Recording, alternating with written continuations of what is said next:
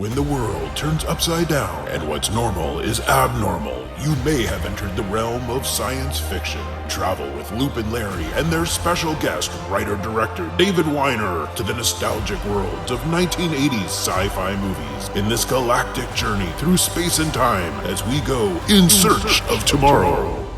My God, it's full of stars.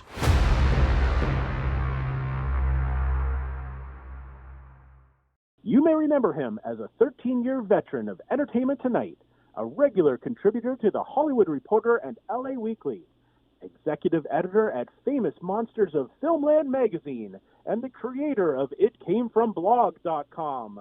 But most importantly, the towel wrangler on the movie Castaway with Tom Hanks. He's the writer-director of the critically acclaimed documentary In Search of Darkness, a journey into iconic 80s horror, and is now setting out to capture more of our geeky childhood memories with In Search of Tomorrow, the definitive 80s sci-fi documentary. Writer-director David Weiner. Prepare for a very special insider's look at the world of science fiction on film tonight on Loop and Larry, Guardians of the... In a world filled with intergalactic space battles, metahuman destruction on a global scale, and psychopathic serial hauntings, there's only one team who can make sense of it all. When your world is overrun with rampant pop culture, call Loop and Larry, Guardians of Geek. We are back once again. How's everybody doing out there? This is Loop and Larry, Guardians of Geek, with a very special guest. And we got David Weiner on the show. David, how's it going? It's going great. It's going really great. And I got to say, every time I hear that Wilhelm scream, it just gives me warm fuzzies. So, David, how's it going down there in L.A.? Of course, we're in the middle of almost a science fiction movie right now. What's the scene down there? I'm fortunate that where I live, they're doing things to make sure that we are not closer together and that we are farther apart, and that makes me feel very happy. It's just such a weird time right now, right? Like, is there a lot of people out, or how's it feel? Actually, it's a very strange thing because nature is now kind of trying to take things back, and so I live in an area that's it's suburban. It's sort of I live as the mountains start growing, and that's where I live. So down the hill is lots of houses in suburbia. Up the hill is a mountain, and I'm seeing more deer and rabbits and coyotes and creatures and woodland creatures, and they break out in song every morning at 7 a.m. and it's really That's awesome. That's remarkable. So let's. Last time you were on, we were talking about you hadn't done your documentary on horror yet. That hadn't come out. Tell me about this, the getting it finished and how it all came together and just how people loved it. Well, in a nutshell, I'll make it sound like it wasn't any hard work at all, but it was labor of love. But in the course of a year, we raised money, we filmed, we edited, and assembled the most amazing cast of upwards of 50 people, icons of the 80s horror movement, and we put together what ended up being a 4.5-hour documentary. And people actually not only watched it, they made it through to the end. And shockingly, many people said, I thought it was going to be so long that I wouldn't be able to finish. I could go for another 4 hours easily. Yeah. And so it was really well received by the fan community. And it's brought people together, and it's made people want to explore 80s horror that much more. It's funny that you say that about people being concerned about the length of it. Loop and I were talking just before the show. We both watched it all the way through, and we both didn't recognize the amount of time that had passed.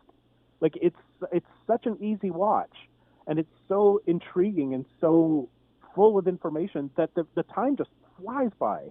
Like, people should not be daunted by the amount of time that they have to put in because it's fantastic. Well, thank you. Well, I consider myself a bit of a scientist, and I decided to make a documentary that's also a time-space continuum. And you actually really only sat there for 2 minutes, but it just felt like 4. It was called 4.5, but it was actually 7 days. So. Well, Well, it certainly felt that way. What I loved about the doc too is how you broke it up between, like, you had all the different years and you focused on different movies.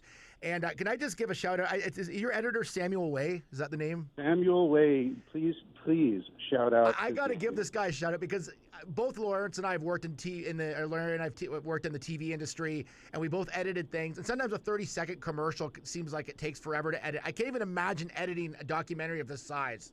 Well, we put Sam through the ringer many times over, and after several breakdowns, he came out on the other side a broken man, and that we wouldn't have it any other way. And Sam, if you're listening now, you know exactly what I mean, and you know that we love it.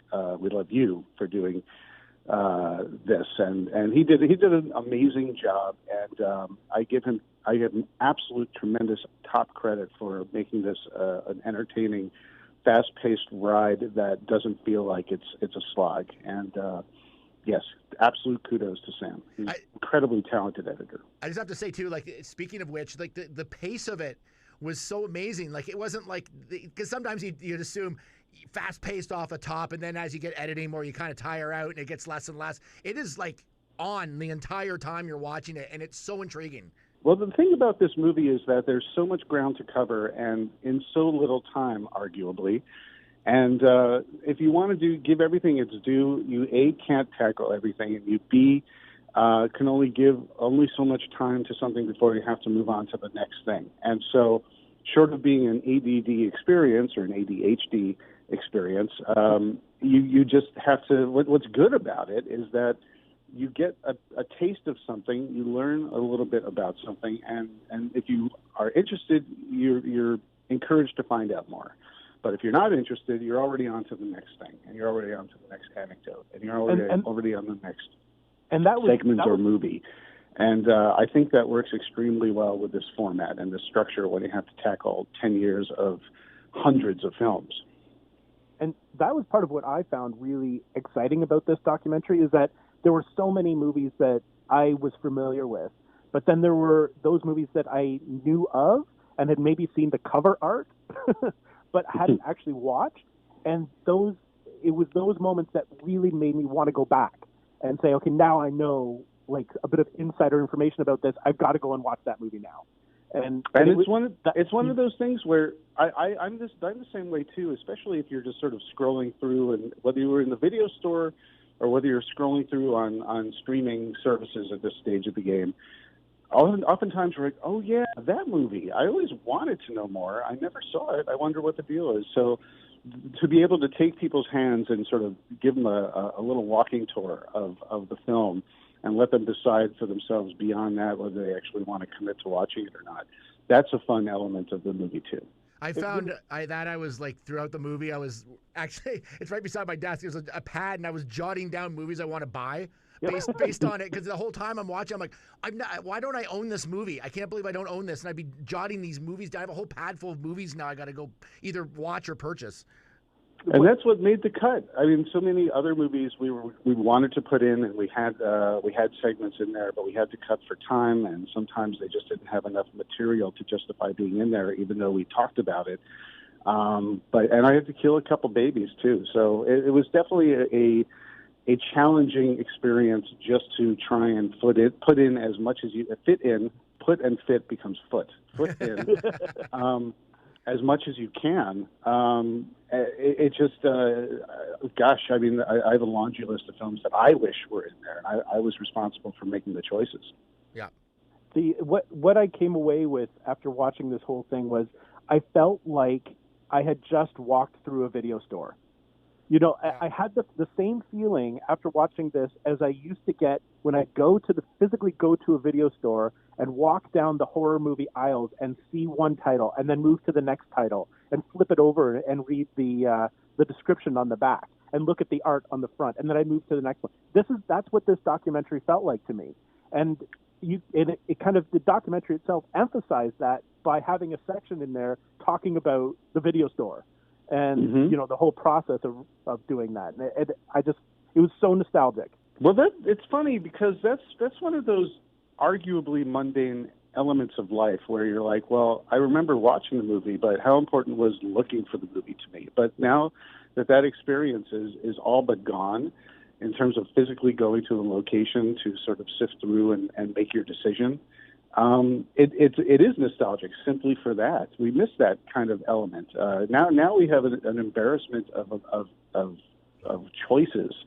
That's so many. Sometimes you spend 45 minutes trying to figure out what you want to watch when it used to be you were in and out in 20 minutes and you knew what you wanted to get. Yeah. One of the things that I really enjoyed being able to do for this movie, because I knew I could not tackle everything, was at the very least I could give it some visual or verbal lip service, especially with that wall of posters. So you have a wall of posters of films that, even though we're not going to focus on that, at least you get to see it, so you know that we know that it's out there.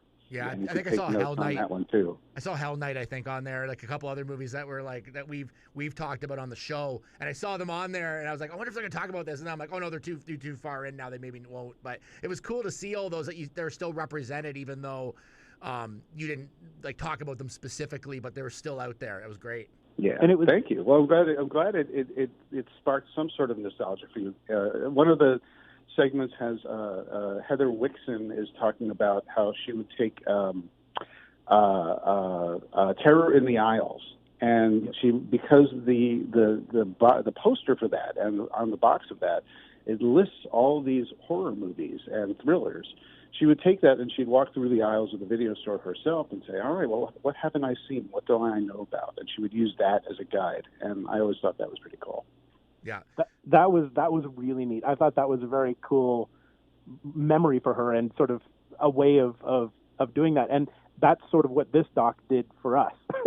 It sort of was a list of all of the movies that we knew of and had wanted to watch, but now we could go back and say, oh, right, it was that one, and oh, there was this one. And even, like you said, the wall of posters, even to see the names of some of the films that we remember was enough to bring back that memory and to, jot down that name.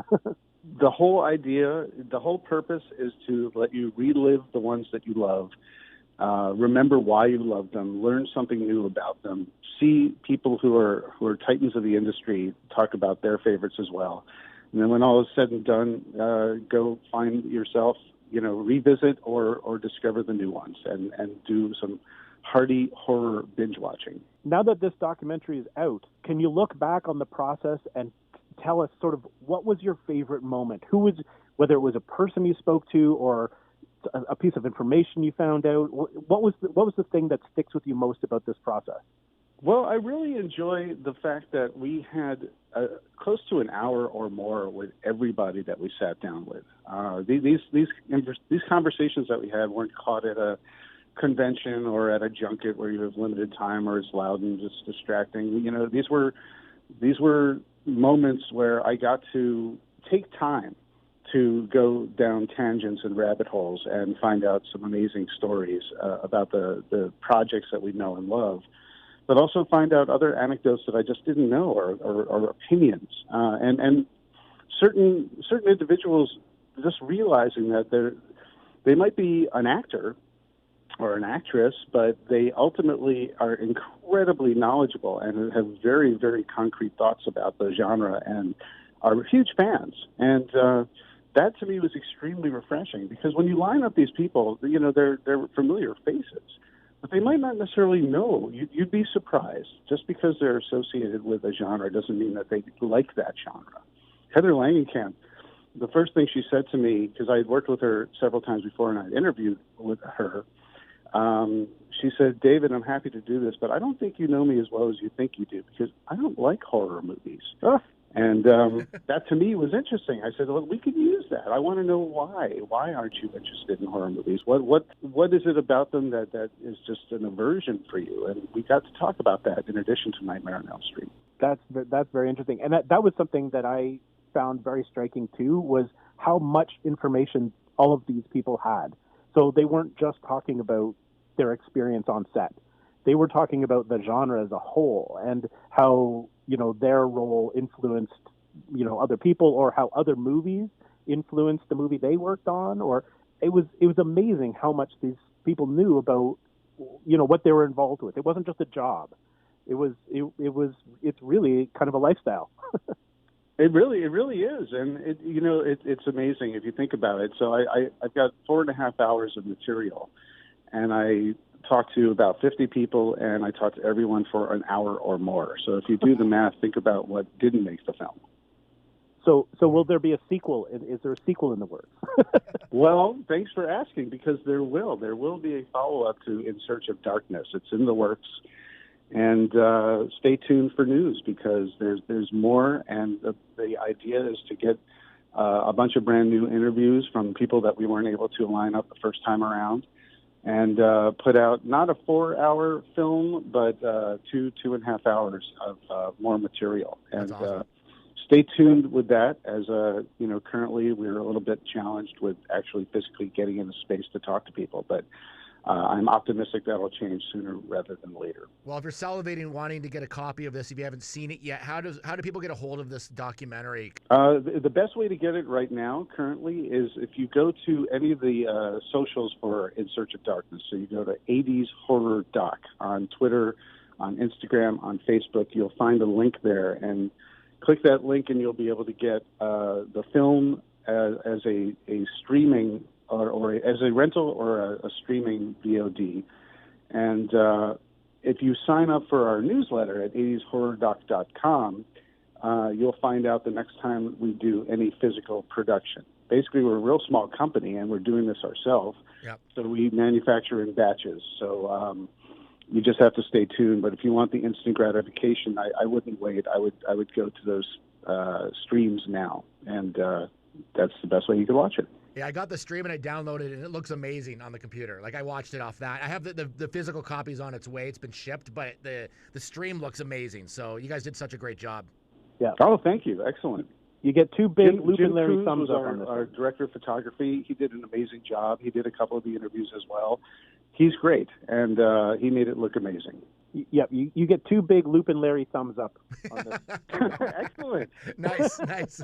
Well, Listen, let's don't look at me. I'm We done. don't send those out very easily. yeah, that's true. They're hard earned. Well, let's move on to something even more exciting. Is your next documentary, and you're currently working on this right now, right, David? Yes, it's called In Search of Tomorrow. So we just did In Search of Darkness, the 80s horror doc. This is now In Search of Tomorrow, the 80s sci-fi movies doc. And we're going to kickstart it on April 21st, going through May 17th. And if you back it during this time period, you'll be able to get your name in the credits. And we're also building a very cool community. What we realized with In Search of Darkness was that not only were people excited about the film, but people wanted to get together and talk about this and talk about their favorite movies. And it really was a galvanizing force for the horror community. And so we're doing that, and it just happens to serendipitously coincide with a time where we're very tragically and unfortunately stuck inside, and people are looking for either an outlet or a distraction right now, and they might have more time, they might not. So we have a Discord online community. We're doing watch parties. We're doing Q&As, and you could just get together with like-minded geeks and talk about your favorite 80s sci-fi movies and the genre in general. And that's just sort of part of the package with the Kickstarter. You get access to that. But we're kickstarting In Search of Tomorrow, and I've assembled a lot of talent that's going to be in it, and there's going to be more. But we've got some insane, amazing names that I'm very excited about already. So of the two genres, the horror and the sci-fi, which are you more sort of in tune with? Really? You want me to choose between my children? Larry goes right at it. You need to Just decide call right me now, Sophie. Do you have? Well, I'll like, answer that for growing you. up, I love them both for all sorts of different reasons. But when I was executive editor of Famous Monsters, this should probably be very telling. I capitalized on the opportunity that it's not just monsters and it's not just horror. It's also sci-fi and fantasy and superheroes. And I very much incorporated that in the coverage that we did, present day and looking back. for Famous Monsters, because that's what the magazine had already done, and that's what made me happy that I could continue doing that. I've always been a huge sci-fi nut. Star Wars rocked my world, but I was a monster kid leading up to that, but I also was a Star Trek kid, and Planet of the Apes. So I would say I refuse to choose, because I've just been my whole foundation is ingrained in this genre entertainment. I found sci-fi such a weird genre in the 80s in that horror was a little different in that you could have a smaller budget. But when you're doing sci-fi, you almost needed a bigger budget in order to pull off certain special effects and make them look kind of cool. And so talk a little bit about that, like the difference in between the sci-fi genre in the 80s. Yeah, well, sci-fi is an interesting beast, because you can have a small film and get away with a lot of it. But for the most part, when you get to the effects, that's sort of the telling sign. But there are low-budget films. After in the wake of Star Wars, everyone wanted to make their own version of Star Wars, and for every pretty painful experience, hoping that you would get another Star Wars and seeing that they practically crayoned the lasers in on the motion, you'd get a movie like Roger Corman's Battle Beyond the Stars, which was really well done, and the effects are really good. It's still a very derivative film of Star Wars, and you could see that. But there's creativity in the storytelling, the Seven Samurai adaptation storytelling, and the effects themselves are really good. And boy, it's the only spaceship in sci-fi that looks like an attractive woman's body, if you take a good look. Roger Corman's like, if we're not going to put TNA in there, it's got to be on the ship. So design the ship from its torso. He found the And if loophole. anyone doesn't know what I'm talking about, go to Battle Beyond the Stars and look at their ship, and then you'll, then you'll see what we're talking about. You can't unsee it once you see it. It seems that people are a little more forgiving with the lower budget horror. So as long as it's sort of atmospheric and you could go super cheap with it, but I think at least for me, when it came to sci-fi, if you went super cheap and it looked super cheap, I didn't always buy it. Do you know what I mean? So I think I from my experience, people were harsher on the super low budget sci-fi genre than they were on the horror side. Did you find that? That's a very important point that you're making there, and that was a challenge that I had to really give a lot of thought to going into this project for In Search of Tomorrow, because I felt very much that way too. But what I've learned over time is that for all the phenomenal top films, if you got E.T. or Aliens or Empire Strikes Back, RoboCop, Terminator. The thing is, you have a litany of amazing straight-to-video, arguably schlock, depending on how you look at it. Mad Max knockoffs. But I've found, and this is something where I really had to sort of rewire my brain to understand, but I agree completely. I would throw things out there. I'm like, okay, well, what do you guys think of Saturn III? What do you think of Solar Babies? What do you think of Galaxina? What do you think of these movies? Even Batteries Not Included, because I was a little older when that came out, and I kind of wasn't interested in it. I was like, well, I've done Cocoon. I've done the old people sci-fi movie. I don't need to see Batteries Not Included. But all of these movies, they have a very important spot in everybody's comfort food center. Yep. They were at a certain age at a certain time when everyone saw these things. A lot of these movies, for many people, they saw it the first time before they saw what it was derivative of. So to them, it was a new experience, and it was original to them. And it was only later that they realized that it was a complete carbon copy of some other film. And so all these movies have meaning, nostalgic meaning for everyone when they saw it. And so there's an element of understanding and appreciating these movies and their place when they might not be the best in terms of quality or writing and critical acclaim. So I think that's why it's super cool. And one key example I use often is like Superman 3.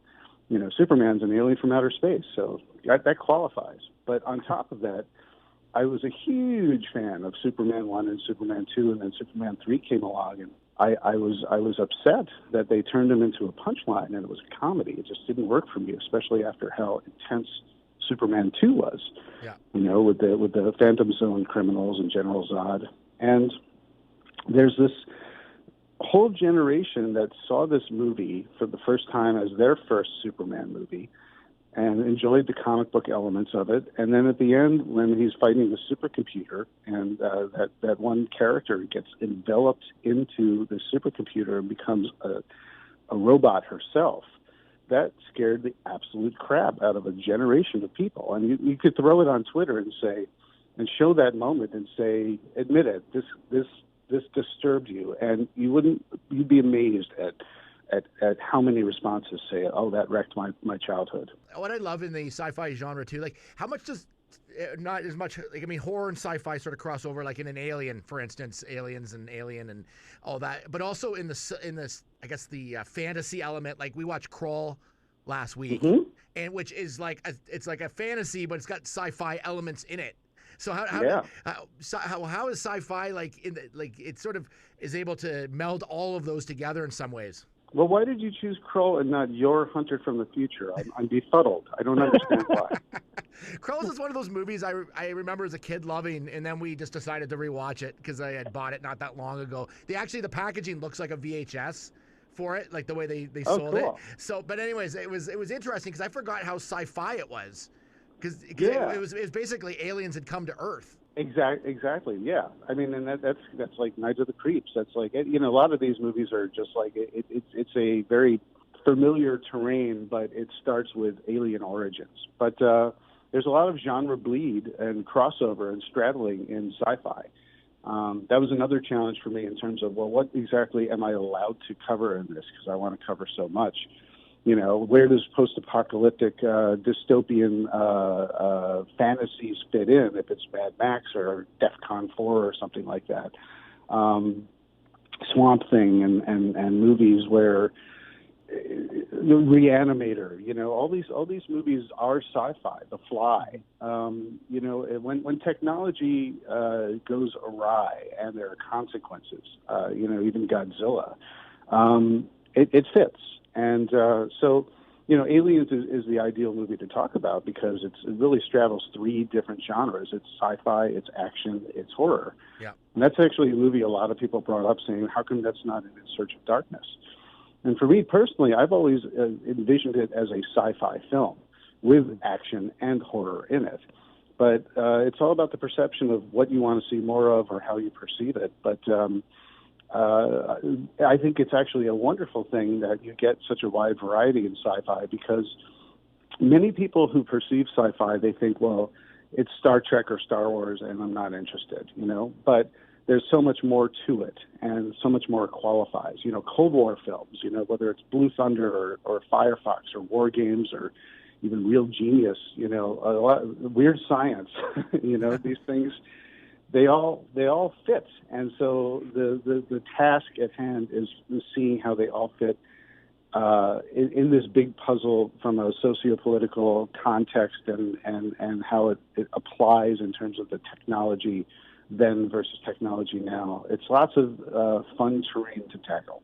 Yeah, I found too in the last, like in the horror doctors, like movies like They Live and The Thing and movies like that could have easily been in either genre. And I put it in Search of Darkness, and I feel like, well, I did it already, but I have to remember it's an entirely different film for an entirely different genre. Yeah. And so there is lots of crossover, and there will be, Night of the Comet, The Fly, The Thing, The Blob. Those movies have to be in the Sci-Fi Documentary as well. It's interesting when you describe it that way. It got me thinking to movies that would never have really been traditionally classified as science fiction. However, if you think about even a movie like the original Frankenstein, that could technically fall into the sci-fi category because it's because based on scientific knowledge and experimentation and technology, they brought a body to life.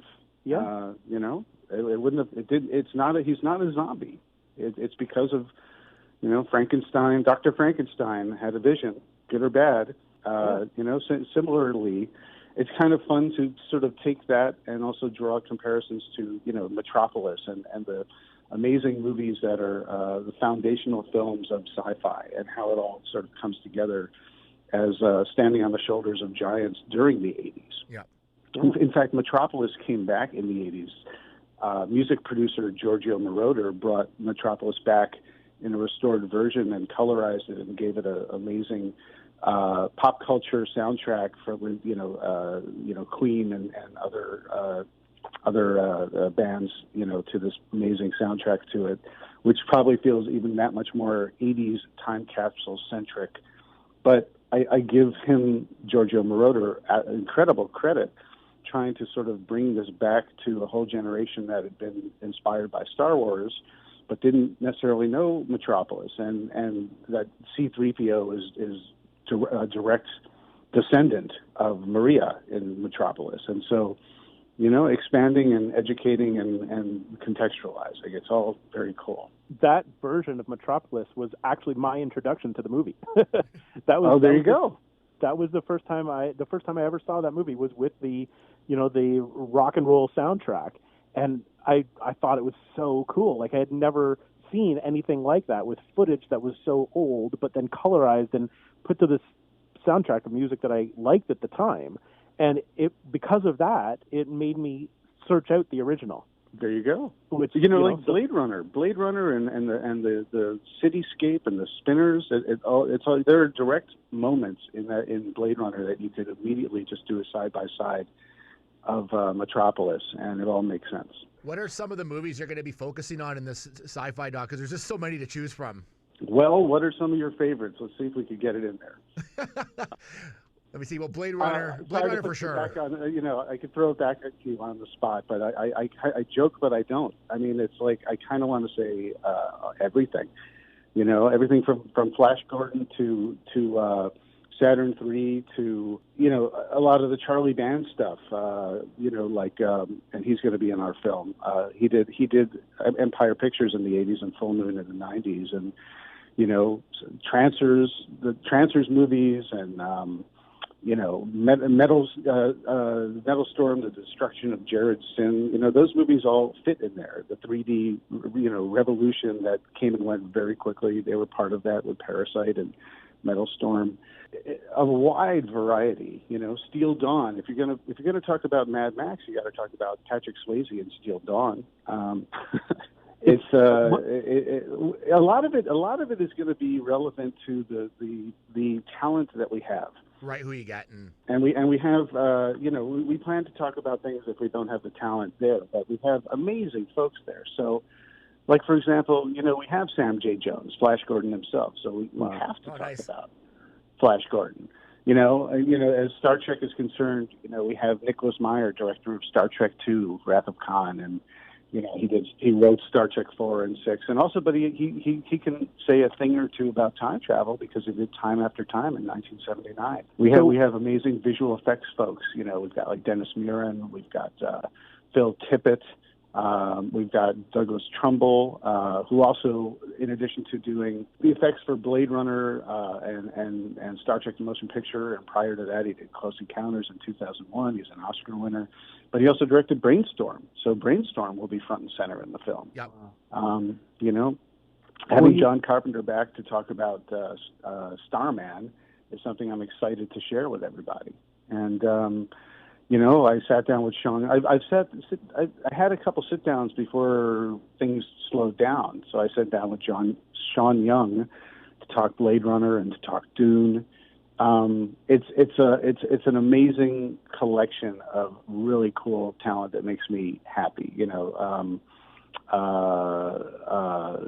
looking through my list here. Peter Hyams.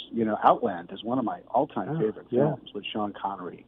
He directed Outland. He also tackled the sequel to 2001 with 2010, and I thought that was a superb film. Yep.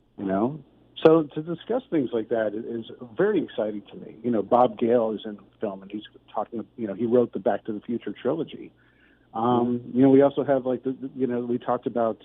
Did we talk about Night of the Comet? I can't remember. We can continue to talk about Night of the Comet. It's one of my favorites. Yeah, well, Night of the Comet, is in there, and gosh, so many.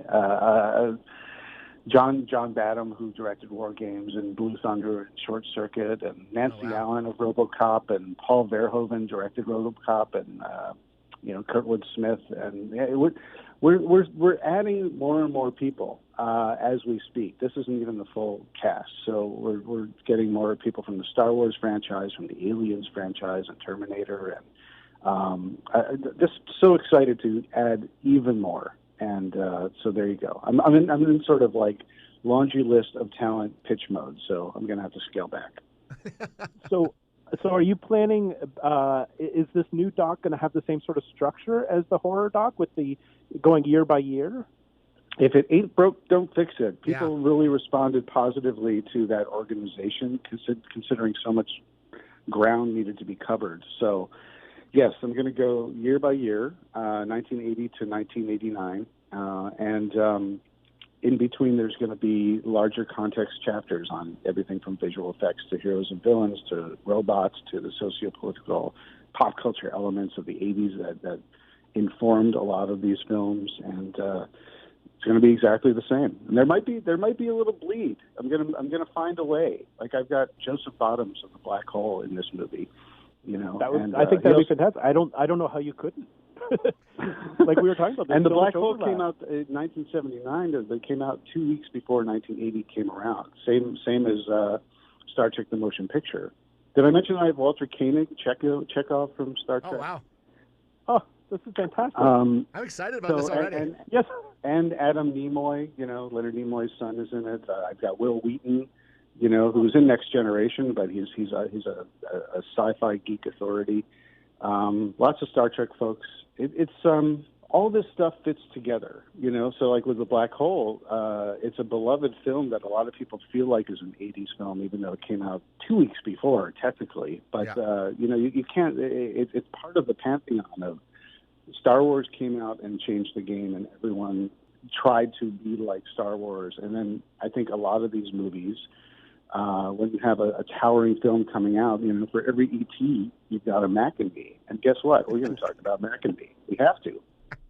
You can have Paul Rudd showing a clip from that. I want Paul Rudd, if you're listening, I so badly want you to sit down and defend Mac&B. I really want you. I love that. Every time he's on Conan, always shows that clip every single time. Love it. Every single time. It never gets old. And another element of this film, which is going to be different, which I think is going to be very cool, is there's a lot of, in terms of contemporary times, a lot of our technology and our endeavors are directly influenced or indirectly influenced by technology and concepts in 80s sci-fi. So, boy, how cool would it be? It would be great to have Elon Musk, sit and talk about, Back to the Future and the DeLorean and who knows, maybe, is his new SUV. And did he have a big track as a kid? And now that does that inform his design? But, he also launched a convertible into space, and guaranteed that's the ultimate pop culture nod to heavy metal. And so how cool would it be to talk about that? That would be amazing. That 100%. If you can make that happen, I'll be the first in line on the Kickstarter campaign. Well, we're trying. We are trying. Elon Musk, are you listening? Yes. Are you hanging out with Paul Rudd? I will come to you.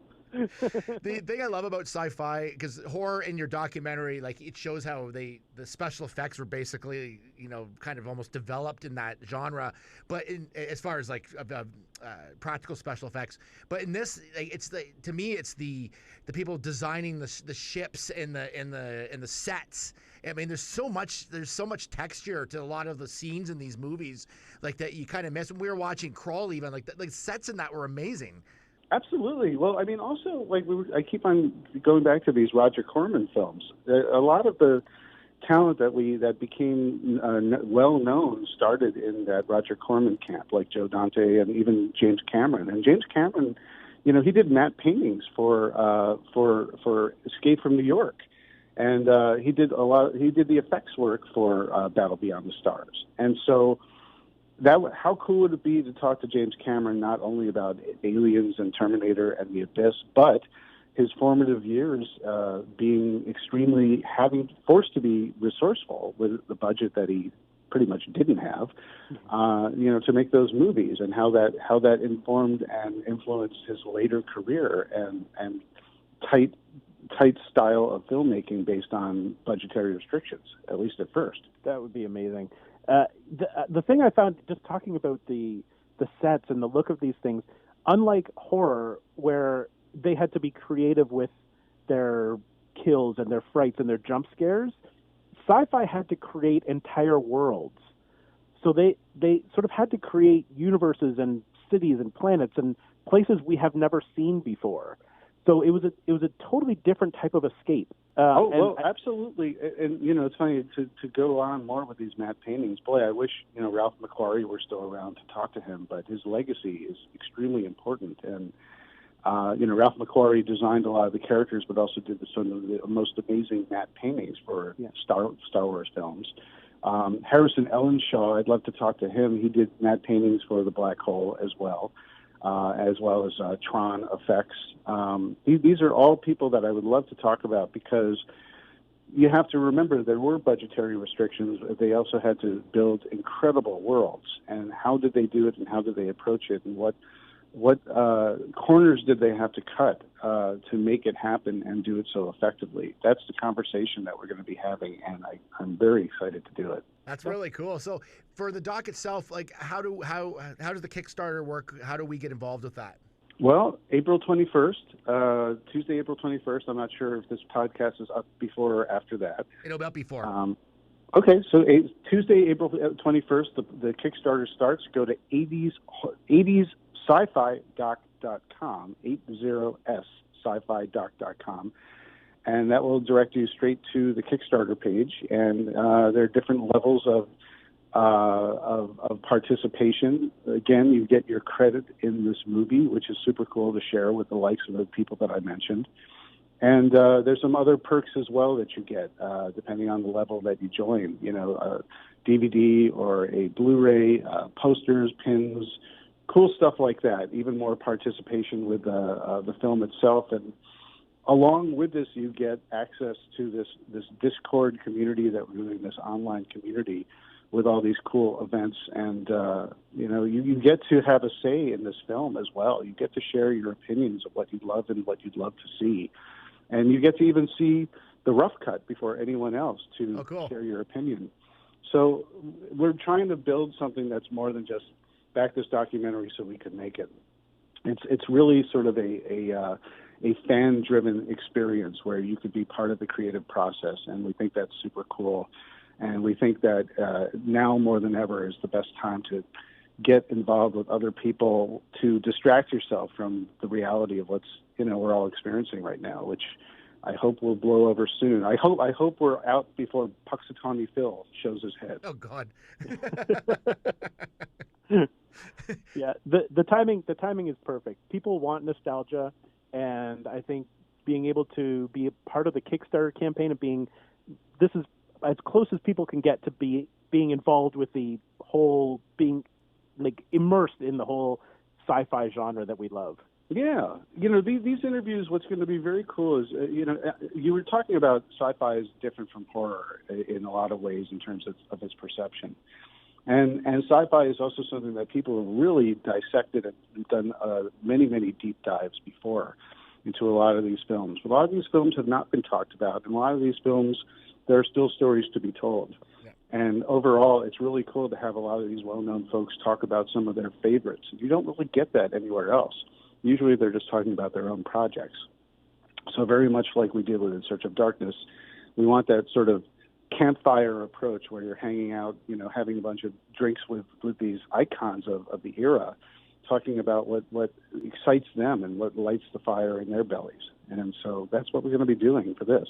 Well, David, in your hands, I think we are going to get the deepest, most interesting look back at what made us all geeky.